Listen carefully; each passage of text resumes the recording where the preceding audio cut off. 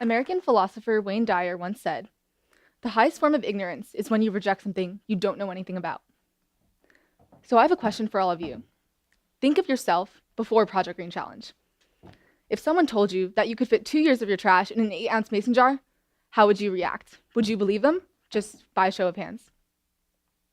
That's one hand out of maybe the 25 people who are here, so that's like 4%, which is not an overwhelming majority. And I completely agree with you guys, except for you. So I actually stumbled upon Lauren Singer and her story of zero waste before PGC. And I completely did not believe her. I didn't think a single bit of her story was true, nor was it feasible for me or scalable to the majority of the American population. But looking back to that, I realized that it was just me being ignorant. I didn't understand things that were unfamiliar to me. So it was common for me to reject things that I was not accustomed to. Just a few months ago, I was just another student at Jericho High School whose views never really expanded upon the goal of getting good grades and making my parents proud. But that all changed for me when I learned about Project Green Challenge through my school's research program, which encourages students to think, question, and be hungry for more. And that's also how I approach Project Green Challenge. You see, in the past, I participated in some small science competitions, quite the budding scientist over there.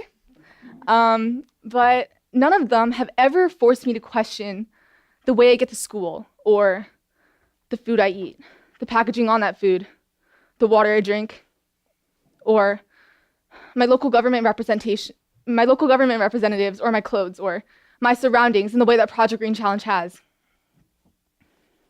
So through Project Green Challenge, I think we can all agree that we've learned about a lot of environmental issues. But still, the overwhelming majority of people really don't seem to care, and they don't seem to know about them either. And one of the most pressing examples of this is nitrogen contamination, an issue that is central to me and my home of Long Island. Nitrogen contamination and eutrophication of our waterways and algae blooms has to do with the way we all live our lives in our waste disposal, our fertilizer usage. And one of my teammates, Joanne, has actually been involved in an awareness campaign around nitrogen pollution. When she was informing people about nitrogen pollution and this problem that was literally starting in their backyards, she was surprised that none of them even knew anything about nitrogen pollution. So why? Why aren't environmental movements spreading?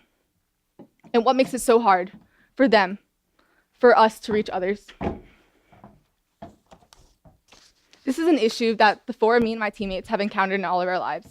And it's the issue that has brought us together through Project Green Challenge. Here's a way to spread the messages that we've learned. And maybe this is how we can get people to listen. So throughout the 30-day challenge, we've reached out to our community countless times, and it was indeed very difficult to get people to happily participate. But after we informed those people who were willing to listen, we actually had tons of fun, and our community started to reach back to us. One example of this is our non-GMO study break. We invited our pets, and we actually made some non-GMO dog treats out of coconut oil and peanut butter. And the dogs obviously enjoyed it, as you can see in photos. But also, my friends enjoyed eating all the food we prepared, such as the non-GMO guacamole. But more importantly, my friends and we all learned from the documentary we watched, The Future of Food. And they opened up their minds to the idea of flaws in food, whereas before they thought the words organic or non-GMO might just be used to describe something that's mediocre and a little bit overpriced. Another example of outreach to our community was for Day 9 Justice. We decided to host an informative session at our local library about the social injustices surrounding climate change. So this is kind of a dry topic, so we decided to make it an interactive roundtable discussion instead of just a simple traditional lecture.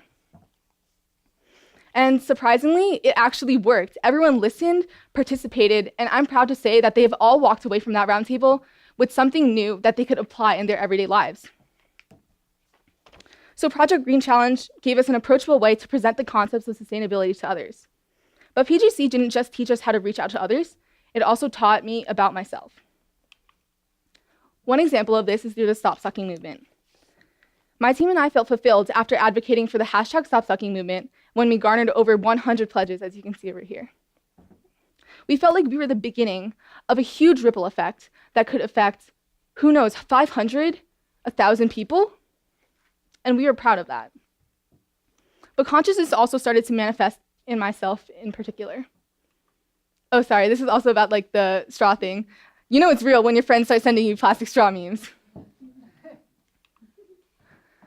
So consciousness also manifested in myself, and in one of these challenges that really spoke to me was fashion. I've always been on the latest trends, drawing inspiration from YouTubers like Bethany Moda.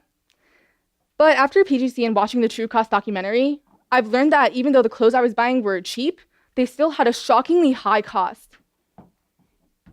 Fast fashion takes a human toll on the sweatshop workers in third world countries.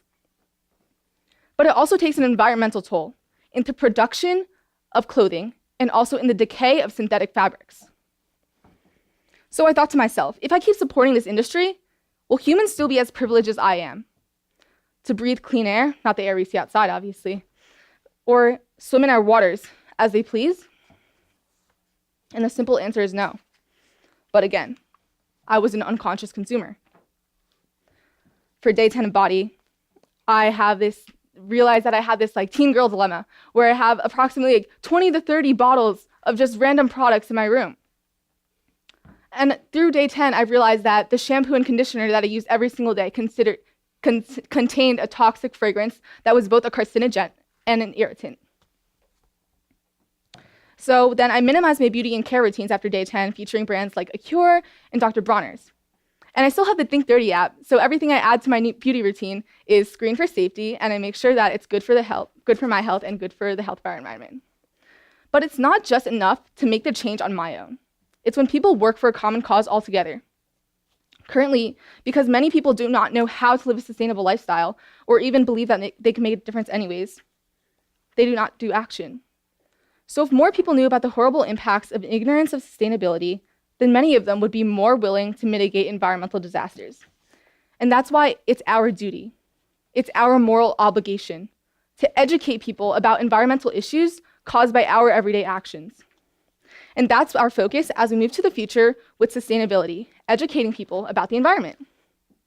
We Team Nature Nerds has made it our priority to educate others about sustainability so that they're motivated to propel a domino effect, a series of small changes that in our lives, to their friends and families' lives, community lives, state lives, and maybe nation lives, and who knows, maybe the whole world. At this moment, this education revolution is starting right with our own community. For example, my partner Joanne, as you can see right over here, participated in a Nitro Day to raise awareness in our school in nitrogen pollution and has contacted multiple local legislators in extending the seasonal ban on nitrogen fertilizer.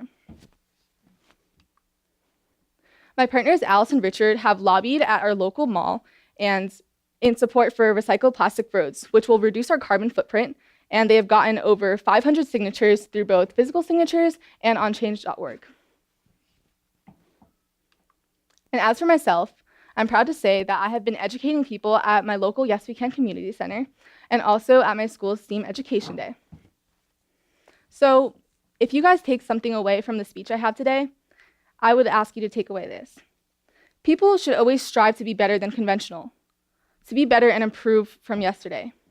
After all, what does it mean to be human but to extend outside your comfort zone and improve the lives of others around you? And in the end, it's not just enough to know about the problems we face. We have to take action to solve them. If not here, where? If not now, when? And if not you, who? We have to stop assuming that other people are going to solve our environmental issues for us. Until all of us work together, these environmental problems will only worsen. We have to, 1, educate others to stop the prevalence of ignorance, and 2, encourage others to mobilize for change, which is the most valuable thing that PGC taught me, to think in a mindset where we won't wait to take action, but where we'll take action now. Thank you.